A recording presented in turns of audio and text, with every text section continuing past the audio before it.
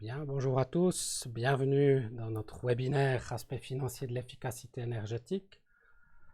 Je voudrais, pendant que encore les derniers s'inscrivent, juste préciser pour les questions et le déroulement de ce webinaire, donc n'hésitez pas à les poser, il y a un onglet pour ça et nous les verrons en principe à la fin du sujet. S'il y a une question urgente, je suis assisté et quelqu'un viendra m'interrompre si vraiment une question nécessite une intervention. Alors, je voulais profiter aussi juste brièvement de me présenter. Donc, je m'appelle François Bauer, je suis ingénieur de formation. J'ai travaillé beaucoup en industrie, notamment la fabrication de machines avec des utilities à traiter. Et puis, depuis 2010, j'ai rejoint le bureau d'ingénieur planaire, dont j'ai repris la direction générale il y a 2 ans et demi. Donc, je n'ai pas d'études en économie, je suis un ingénieur de formation et tous ces aspects, je vais simplement vous en faire part par la pratique. Voilà, alors je propose qu'on commence, on va y aller. Donc, voilà, aspect financier de l'efficacité énergétique. Ce webinaire a été ou est fait, ou se déroule dans le cadre du projet européen 1PowerWatt et en collaboration avec l'Agence de l'énergie pour l'économie. Juste très brièvement, je crois que beaucoup d'entre vous connaissent déjà 1PowerWatt. Juste pour préciser, le but fondamental de ce projet, c'est de favoriser l'efficacité énergétique en industrie et de casser quelque part les barrières de la connaissance qui pourraient manquer chez certains. Donc de favoriser la formation et tout ce qu'on pourrait avoir comme outil, comme descriptif pour des mesures d'efficacité énergétique en industrie. Donc je ne peux que vous encourager à aller sur le site d'Impawatt qui est indiqué là. Il y a plus de 200 outils qui est à votre disposition. Voilà, ça c'est pour Impawatt. Et puis on va rentrer dans le vif du sujet. Aujourd'hui, il y a 3 sujets ou 3 aspects principaux que je veux vous décrire simplement. Le premier chapitre, ce sera concernant les paramètres principaux qui servent à décrire une mesure d'efficacité énergétique, de savoir quoi considérer. La deuxième partie, ce sera un petit peu de théorie, quelque part que je vais essayer de ne pas faire trop compliqué, pour décrire comment mesurer l'efficacité énergétique, la rentabilité économique, pardon. Et puis une troisième partie, ce sera sur les moyens de financement. Naturellement, on n'a pas toujours l'argent dans la caisse qui est disponible pour ces mesures d'efficacité énergétique. Donc je vais commencer par ces paramètres. Qu'est-ce qu'il faut considérer pour caractériser une mesure? Alors il y a deux paramètres principaux. Le premier, ça a l'air tout bête, mais c'est la durée d'exploitation. Qu'est-ce que nous avons besoin, quelle est la juste durée qu'il faut considérer pour les aspects de rentabilité économique. Et puis le deuxième que j'appelle paramètre, ou le deuxième sujet qu'il faut vraiment maîtriser, c'est les flux financiers. Puis on verra exactement ce qu'il faut entendre par là. Je ne vais pas m'étendre aujourd'hui sur beaucoup d'autres paramètres qui sont possibles, qui sont plutôt spécifiques à une entreprise, donc ça peut dépendre d'une entreprise à l'autre. Par exemple, on peut avoir des obligations légales, on peut déjà s'être engagé à faire quelque chose, ou bien on a peut-être déjà défini le budget pour les 3 prochaines années, ou peut-être qu'on n'a personne pour s'occuper des mesures d'efficacité énergétique. Ça, c'est des paramètres qui sont spécifiques à chacun, et je ne vais pas m'étendre dessus aujourd'hui. Je passe au premier paramètre qui est la durée d'exploitation qu'il faut considérer pour une valorisation économique. Alors on a plusieurs durées. Alors, tout d'abord, ce qui est évident, c'est qu'il y a une durée de vie de toute installation technique. Donc voilà, ça elle est connue en général dès le début. Après, il y a une durée qui est un petit peu plus réduite, c'est pendant la durée d'exploitation prévisionnelle, pendant combien de temps l'entreprise va pouvoir employer les mesures qu'on met en place, qui est en principe plus petite.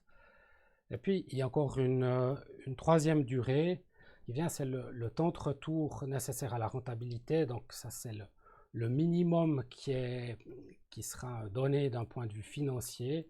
Et puis, simplement, c'est aussi une barrière parce que si on n'atteint pas ce minimum requis, ben, simplement la mesure n'aura pas lieu parce qu'on ne va pas investir dedans. Puis par rapport à toutes ces durées, celle qu'on doit, à mon avis, considérer pour la rentabilité économique, pour caractériser le projet, elle est entre les deux dernières. C'est ce que j'appelle une durée d'exploitation économique à considérer. Elle est un petit peu plus petite que la durée d'exploitation prévisionnelle et un peu plus grand que le temps de retour minimum. Donc ce qu'on peut voir, c'est que là, il y a à la fois ce que j'appelle une marge de sécurité ici par rapport à la durée d'exploitation prévisionnelle. Donc dans notre considération économique, on ne va pas tout considérer, on va être un petit peu plus conservateur. Et puis par rapport à une approche, je dirais, toute simple ou un peu brute de temps de retour, ben, on considère qu'on va exploiter cette mesure plus longtemps, puis il y a une augmentation de la valeur de la mesure, simplement parce qu'on va considérer qu'on l'emploie ou qu'on peut l'employer plus longtemps. Petit exemple tout bête, là on a, ben voilà, c'est un échangeur qu'on vient rajouter dans une installation thermique ou ça peut être aussi de froid. On a une durée de vie technique de l'appareil peut-être de 20 ans, une durée d'exploitation résiduelle, donc ça veut dire par rapport à l'industrie, à ses plans ou à sa ligne de production, ici dans cet exemple de 10 ans. Et puis on va peut-être pouvoir considérer une durée d'utilisation production de 8 ans, puis c'est ça qu'on va garder pour notre calcul économique. Juste peut-être encore une petite remarque, hein, donc là il faut vraiment considérer le minimum de toutes ces valeurs que nous avons. Et puis, c'est aussi permis dans une considération plus de développement durable ou écologique pour éviter d'avoir une durée trop petite, de partir depuis la plus grande et puis vraiment d'enlever ce qu'on doit enlever, mais sans aller trop dans les détails ou trop sévèrement vers le bas. Le deuxième paramètre, ce sont les flux financiers. Donc, il y a un moyen relativement simple. Hein, il faut vraiment vous dire que vous avez un porte-monnaie. Donc là, c'est le porte-monnaie du projet. Et puis, on va regarder chaque fois qu'il y a de l'argent qui rentre ou de l'argent qui sort du projet, que ce soit maintenant, lors de l'investissement, ou plus tard, progressivement, lors des différentes années de la durée que nous allons considérer. Donc, moi, ce que je regarde, ben, c'est vraiment les flux d'argent. Hein, on ne va pas parler d'amortissement, je sais pas, d'impôts, je ne sais pas quoi. C'est vraiment l'argent qui rentre, l'argent qui sort. Donc, quelque chose qui arrive au tout début, ben, c'est clair qu'on va devoir investir. Donc là, on a un investissement initial. Pour moi, c'est avec la flèche l'argent qui sort du projet. On aura aussi de l'entretien qui va venir et d'autres frais. Alors là, il y a plusieurs flèches parce que ça veut dire que chaque année, on va avoir des frais, donc il faudra les considérer chaque année. De l'autre côté, il y a aussi de l'argent qui rentre. Hein, donc là, on a souvent, dans des mesures énergétiques, des gains d'exploitation, donc là, qui viennent chaque année. On peut aussi avoir d'autres gains, mais on peut aussi avoir, par exemple, des remplacements ou des réparations qui viennent à des durées intermédiaires ou des choses qui viennent une fois. Donc là, c'est représenté de manière très schématique, mais ce qu'il faut faire, c'est pour chaque année, on regarde ce qui rentre et ce qui sort du porte-monnaie en francs. Et puis, vous verrez comment on peut employer cela après dans les moyens de caractériser ça économique au niveau d'indicateurs. Ça m'amène directement au chapitre, si je peux dire, suivant. Hein, donc, la manière, donc comment est-ce qu'on peut mesurer cette rentabilité économique d'un projet. Alors, je vais commencer par ce qu'on ne doit pas faire, ou ce qu'on vous recommande de ne pas faire. Alors, c'est un exemple qu'on entend souvent dans certaines entreprises. On dit, ben voilà, c'est simple, chez nous, on fait des mesures, mais pour autant que le temps de retour soit maximum de 2 ans. Donc ça, c'est quelque chose qu'il faut le dire, qui marche. Hein. Je vais quand même aussi l'admettre, ce n'est pas une pratique qui est fausse d'un point de vue économique. Pour 2 raisons. La première, c'est que ça assure quand même une bonne rentabilité hein, quand on a un temps de retour maximum de 2 ans. Et puis avec cette durée réduite, en général, on ne se pose pas trop de questions de savoir si quelque part cette durée elle est trop longue ou pas, ou par exemple si on va investir dans une utilities pour une ligne de production qui va être arrêtée après 1 année et demie. En général, avec 2 ans, on a une petite valeur, donc on risque de l'employer ou on est presque sûr de l'employer plutôt au maximum. Et puis encore autre chose, en 2 ans, on a en principe du matériel qui est sous garantie, donc on a encore beaucoup moins de risques. Donc, c'est pas faux.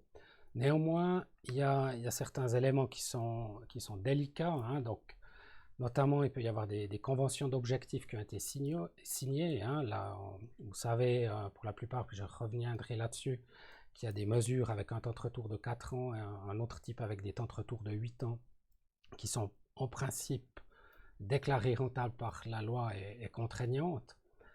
Et puis, avec cette pratique un peu brute de considérer seulement 2 ans, on passe à côté, et c'est là le plus important, de beaucoup de mesures qui sont très rentables et qui peuvent préserver l'environnement, donc beaucoup d'économies en énergie. Puis le dernier point, quand on regarde ça, on ne se pose pas tellement la question de priorisation des mesures, puis c'est toujours intéressant de prioriser, parce que ça nous permet naturellement de faire des choix quand les moyens à disposition sont limités. Alors après avoir expliqué ce qu'il ne faut pas faire, peut-être juste revenir sur les méthodes ou les indicateurs, hein, pour caractériser économiquement ces mesures. Alors là, on a parlé de temps de retour, hein, donc on peut aussi parler de temps de retour brut, hein, c'est comme ça qu'il y a la définition exacte. Donc, ce qui est important de bien voir là, c'est une unité qui est en années. Donc là, on a parlé de 2 ans avant, ou 4 ou 8 ans. Donc, on ne parle pas en pourcents, c'est les anglo-saxons qui parlent en pourcents. La manière dont elle est calculée, c'est qu'on prend l'investissement de départ et puis on divise simplement par la moyenne de ces flux financiers annuels, donc les recettes moins les dépenses. Pour donner un exemple très rapide, imaginons qu'on a une installation photovoltaïque qui coûte 100 000 francs. Chaque année, on vend ou on valorise 11 000 francs de courant. Et disons qu'on a 1 000 francs de frais, donc on a un revenu moyen de 10 000 francs par an. Donc on divise les 100 000 par 10 000 par an et nous trouvons un temps de retour brut de 10 ans. C'est simple, c'est rapide et l'avantage que j'ai mentionné brièvement avant, c'est aussi officiel justement pour les aspects légaux de grands consommateurs. Donc ça a une certaine valeur pour ces choses-là. Et ça permet une classification, un ranking des projets avec cette durée. Ensuite, un autre indicateur que je voulais quand même aussi introduire parce qu'il est beaucoup plus employé au niveau financier, quand on parle de VAN, hein, de valeur actualisée nette, donc là on parle de francs, là on parle de valeur créée par le projet. Donc vous allez investir une somme, vous allez la récupérer et après le projet vous donne encore une certaine valeur créée. Donc ça c'est la VAN, c'est cette plus-value créée par le projet. Et pour la calculer, alors c'est un petit peu plus compliqué qu'avant. Je vais faire un petit schéma dans la slide suivante. Donc ce qu'on fait, ou dans le nom de cette vanne, il y a le mot actualisé. Donc ça veut dire qu'on va compter toutes les dépenses et les revenus du projet en francs actualisés, donc en francs d'aujourd'hui. Donc on va faire ce qu'on appelle la somme des flux financiers actualisés du projet. C'est un peu compliqué. Je vais illustrer ça avec ce graphique ici. Donc ce qu'on fait d'abord, donc on va pour chaque année regarder ce qui sort et ce qui rentre du porte-monnaie que je vous ai expliqué ou montré tout à l'heure. Donc ici, on a notre première année, c'est notre effort initial, c'est notre investissement. Donc là, il est en négatif, donc c'est un flux financier. Par exemple, si je reprends mon installation solaire, 100 000 francs de dépenses la première année. Puis la deuxième année, ici, on va avoir nos revenus moins nos dépenses de cette année-là. Donc ça veut dire que pour chaque année, on doit faire notre petit tableau et puis de regarder le résultat net. Donc on a ça la première année. Ici, dans cet exemple illustré, on a plus de revenus la deuxième année, donc plus de profit qui vient de cette installation. Et puis elle dure ici que 2 ans, donc ça c'est vraiment un exemple illustré. Simplement ici, on a des francs de l'année 0, de l'année 1, de l'année 2, et ce n'est pas tout à fait les mêmes francs, en tout cas pour les périodes où il y avait des taux d'intérêt puis qu'on n'était pas à 0. Alors ce qu'on fait après, on va simplement actualiser ces flux, on va les transformer en francs d'aujourd'hui. Donc Ici, notre investissement initial, il est déjà en francs d'aujourd'hui, donc il n'est pas changé. Et puis simplement, là, ben, si on se dit on a un certain pourcentage d'intérêt, donc ce grand bloc vert, il devient un petit peu plus petit, parce que si on a peut-être 103 francs demain, ben, c'est 100 francs d'aujourd'hui, si on tient compte d'un taux d'intérêt, donc il est un petit peu plus petit. Et puis celui de la deuxième année, ben, il est baissé aussi 2 fois, parce qu'il y a cet effet qui se prolonge, quoi. Puis ensuite, une fois qu'on a ça, on fait la somme des flux actualisés. Donc là, on a actualisé les flux. Et bien simplement, on revient ici. Ça, c'est notre investissement de départ. Ça, c'est les francs d'aujourd'hui qui viennent de l'année 1. Puis ça, c'est ceux qui viennent de l'année 2. Puis on voit ce qui dépasse ici. Hein, donc, ce qui est l'exemple de ce petit carré jaune fluo, ben, c'est justement la vanne. Donc, c'est la valeur du projet, celle qui nous reste à la fin. Donc, on voit aussi là que ben, cette notion de durée qu'on a expliqué tout à l'heure, elle est importante parce que plus vous avez de bâtonnets ici, ben plus cette vanne sera importante. Donc ça, c'est la manière de calculer cette valeur du projet. Et puis, je vais encore juste montrer quelque chose. Là, j'ai ici deux exemples. Donc, j'ai l'exemple de tout à l'heure avec cette vanne ici. Puis là, j'ai un deuxième projet qui a la même vanne, donc la même valeur créée. Simplement, ben, l'investissement de départ était plus bas et puis les revenus peut-être aussi, mais la valeur à la fin, la valeur créée était la même. Puis on peut se poser la question naturellement de quel est le meilleur projet. Et puis évidemment ici, ben, si on a des moyens à investir qui sont limités, forcément qu'on va chercher les projets qui demandent le moins d'investissement pour créer le plus de valeur. Donc par rapport à ça, il y a un troisième indicateur que j'introduis ici, qui est le taux d'enrichissement capital. En fait, c'est tout bête et tout facile à calculer, il n'y a pas d'unité. C'est la vanne, donc la valeur créée, divisée par l'investissement initial. Donc c'est vraiment la valeur créée par franc investi. Et puis je pense que c'est le meilleur moyen de vraiment faire le ranking de toutes vos mesures pour choisir lesquelles faire en priorité. Ensuite, j'ai encore un petit schéma qui explique quelques exemples. Donc, il y a 3 courbes, vert, violet, rose et bleu. Et c'est 3 projets différents. Donc, il y a les années qui viennent sur l'axe X, les francs sur l'axe Y. Donc pour chaque projet, par exemple le vert, ici on commence par un investissement, donc avec un porte-monnaie négatif. Et puis chaque année, on va venir rajouter les francs actualisés, donc la somme des revenus et des dépenses de chaque année. Et puis petit à petit, ben, on arrive à un moment à être rentable ou à passer le seuil de rentabilité, donc à revenir en positif pour l'argent cumulé. Puis après, on est en situation bénéficiaire. Et puis, il arrive un moment où bien la période de considération, elle s'arrête, hein, parce qu'on n'exploite plus. Et puis, ben, ça s'arrête ici. Donc, ce qu'on trouve après sur ce graphe, ben, la valeur créée à la fin, ben, c'est ici, hein, pour le domaine vert, ça c'est la vanne. L'investissement de départ, il est là. Et puis, le temps de retour, alors là, ce n'est pas tout à fait le même temps de retour qu'avant parce qu'il est actualisé, mais il se trouve ici à ce moment-là. Puis après, la question qu'on peut se poser, c'est quel est le projet le plus intéressant parmi tous ceux qui sont là, hein. Donc une fois qu'on les visualise comme ça, on arrive à faire quelques analyses. Eh bien, ici pour le vert, ben, c'est clairement celui qui arrive le plus vite je dirais à rembourser, hein, où on est ce qu'on appelle break-even en anglais. Donc on est ici après 3 ans, on a une bonne vanne ici qui est par rapport à l'investissement de départ.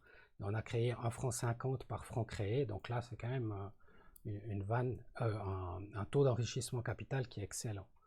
Après on peut avoir une comparaison pour les 2 projets suivants. On voit ici qu'il y a un projet qui coûte plus cher au début, qui demande un investissement plus fort, qui arrive quand même à avoir un temps de retour qui est aussi plus bas que l'autre, mais qui va s'arrêter ici, parce que simplement, après, il n'y a pas une période d'exploitation plus longue. Et celui-là, hein, dans cet exemple, un demi-franc, donc c'est le ratio entre la vanne et puis l'investissement de départ. Donc, un demi-franc créé par franc investi, alors que le bleu va mettre beaucoup plus de temps, mais à la fin, lui, il aura créé le double de valeur par franc investi. Donc ce genre de représentation permet de caractériser les différents projets. Ensuite, je voudrais quand même juste mentionner, pour vraiment tout considérer et pas passer à côté de projets qu'on pourrait oublier, tous les effets positifs. Puis il y en a certains qu'on oublie dans notre porte-monnaie financier. Alors, la vue classique hein, qu'on regarde souvent, c'est, ben voilà, il y a des coûts d'investissement hein, qui peut être, enfin des coûts de la mesure, hein, là qui sont représentés un peu schématiquement avec un amortissement et un coût opérationnel. Et puis on regarde ça par rapport à l'énergie qui est économisée. Ça, c'est quelque chose qu'on fait assez souvent. Ce qu'on oublie parfois, c'est tout le reste, tous les bénéfices additionnels qu'il peut y avoir. Puis là, je vais vous en citer quelques-uns. Ben, il y a un premier, c'est l'usure et l'entretien des installations. Ben, par exemple, si vous avez économisé du froid de votre groupe frigorifique, parce que vous économisez de l'énergie, ben vous allez aussi un petit peu moins le solliciter. Il va s'user moins vite. Il aura peut-être besoin d'un petit peu moins d'entretien aussi. C'est un peu comme une voiture qui fait moins de kilomètres. Un autre aspect qu'on oublie aussi des fois, c'est ben, si on fait vraiment les choses bien, puis qu'on arrive de manière continue à baisser la consommation électrique, on peut aussi réduire les taxes de puissance. Et là, c'est vraiment aussi des économies qu'il faut aller chercher, et vraiment comparer les factures d'électricité. Et puis quelque chose qui peut encore arriver, ou là c'est carrément, entre guillemets, le jackpot, hein, c'est imaginer que vous ayez une usine qui produit à plein régime avec des utilities qui sont très bien chargées. Et puis, ben, qu'est-ce qui se passe avec ça? Vous voulez installer une ligne de production supplémentaire. Et puis tout à coup, vous arrivez par des économies d'énergie à libérer de la place dans vos utilities. Ça peut arriver que vous évitiez aussi des investissements pour augmenter votre production avec simplement en économisant de l'énergie. Puis là, on est bien au-delà de cette énergie économisée, donc il ne faut pas l'oublier. Un autre aspect aussi qu'il ne faut pas oublier, c'est que ben, dans toutes ces énergies, il y a des taxes. Hein. Ces taxes, elles ont une tendance depuis des années à augmenter. Donc si on regarde par exemple l'évolution du supplément réseau, mais qui a été rejoint par des taxes d'utilisation du sol ou des taxes, enfin taxes tant cantonales que communales, qui dépendent des différents endroits, mais il n'est pas rare quand le supplément réseau et ses taxes, on arrive entre 3,5 et 4 centimes par kilowattheure, donc c'est énorme, et la tendance est quand même à la hausse. Donc si vous économisez de l'énergie, vous économisez aussi, ou vous prévalez contre des augmentations de taxes. Même chose pour le CO2, donc pour l'instant, bah, comme vous le savez tous, le Parlement vient de préparer une nouvelle mouture de la loi sur le CO2. Il risque d'avoir encore un référendum, mais là on parle déjà de pointe jusqu'à 210 francs par tonne de CO2. Donc là aussi, ça vaut vraiment la peine de bien économiser. Maintenant, juste quelques mots sur le financement des investissements. Donc, on peut naturellement prendre les fonds de l'entreprise hein, pour réaliser toutes ces mesures, que ce soit en direct, en fonds propres ou en emprunt. C'est évident, on peut faire ça. Mais je voulais aussi attirer votre attention sur le contracting énergétique. Donc là, les installations ne seraient plus propriété directement de l'entreprise, hein, ce serait du contracteur. C'est une sorte de leasing, donc il y a plusieurs variantes aussi contractuelles qui peuvent être là, mais c'est une possibilité qui peut être intéressante. Je voulais expliquer principalement les limites, les aspects positifs et négatifs de ce contracting. Donc, ouais, je peut-être pas enfin, aller en grande vitesse sur cette slide, mais ce que vous avez des coûts de l'énergie ici par rapport au temps, puis ça c'est une situation initiale, vous avez des coûts par année. Puis à ce moment-là, il y a une décision de faire une mesure d'efficience énergétique qui va demander un investissement. Suite à cet investissement, on a le coût de l'énergie qui baisse, donc qui vient là. Et puis, il faut quelque part rembourser la mesure ou la modification qu'on a fait. Donc, c'est ce carré ici. Donc, c'est des énergies par année, donc avec une période. Donc, ça devient des francs par année avec une période. Donc, ça, c'est le montant de l'investissement qu'on récupère. Puis après, il a ce qu'on appelle le temps d'amortissement. Et après, il y a encore l'exploitation qui continue. Donc il y a ce carré ici en vert qui devient un véritable gain et la motivation d'avoir réalisé l'économie énergétique. Et suivant comment ou quel contrat on a avec un prestataire externe, eh bien, une partie de ce gain est partagée entre le contracteur et l'exploitant finalement. Alors, le recours à un financement tiers, ça fait en particulier du sens quand l'entreprise elle a d'autres priorités pour ses liquidités ou pour son personnel, donc quand elle est bien occupée, puis elle préfère que ce soit un tiers qui vienne investir. Et puis, il faut naturellement que le projet ait une bonne rentabilité parce que il y a quelqu'un d'autre qui va venir et qui a aussi une entreprise commerciale, donc il faut qu'il y ait une certaine rentabilité.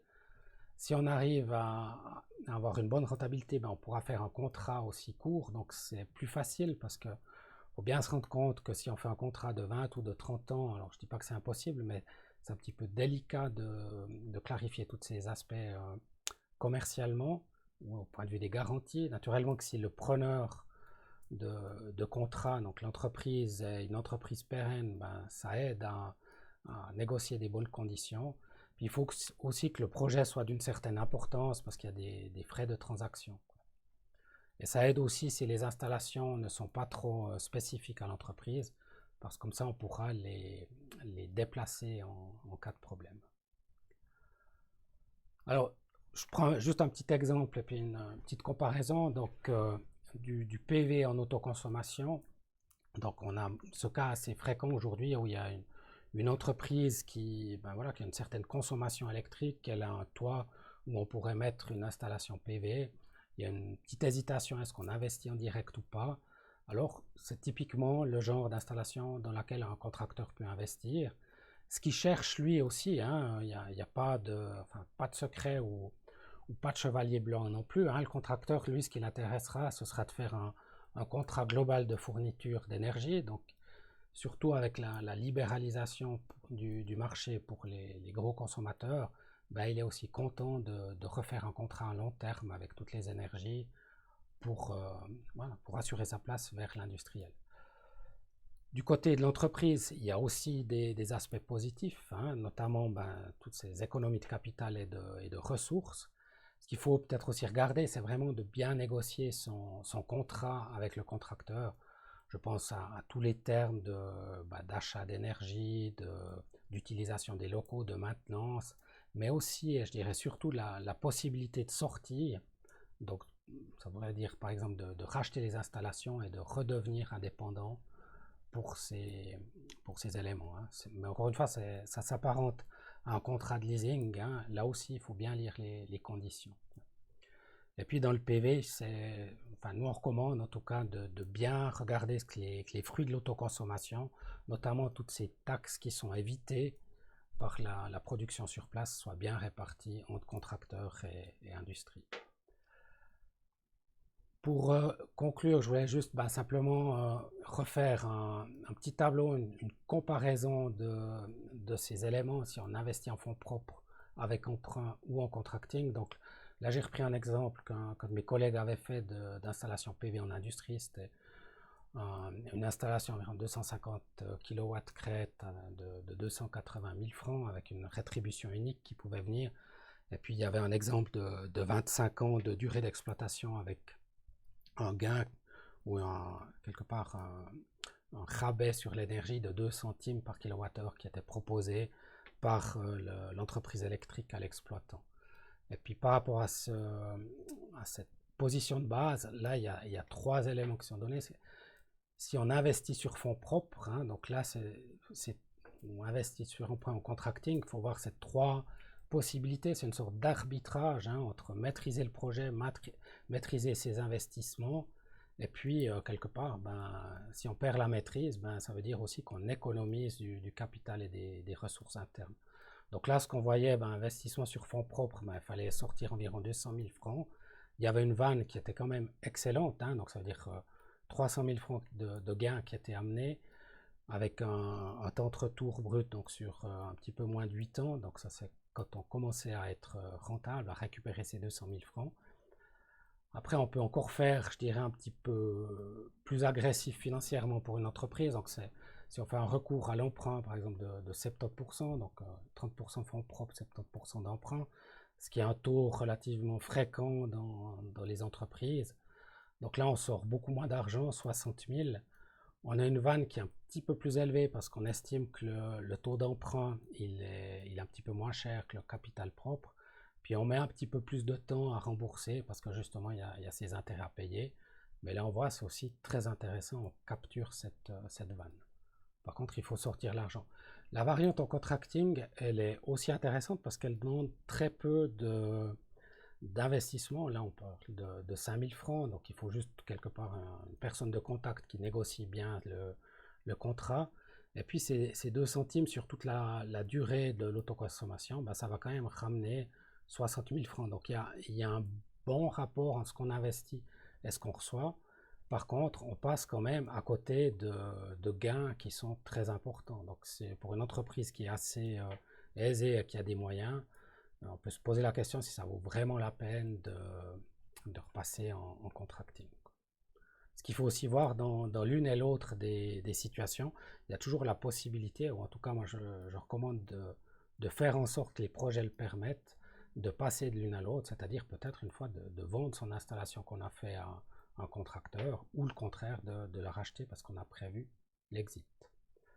Voilà, je vois que j'arrive au bout de la demi-heure, assez pile, puis ben, je vais mettre le slide pour vos questions et puis je vous remercie de votre attention.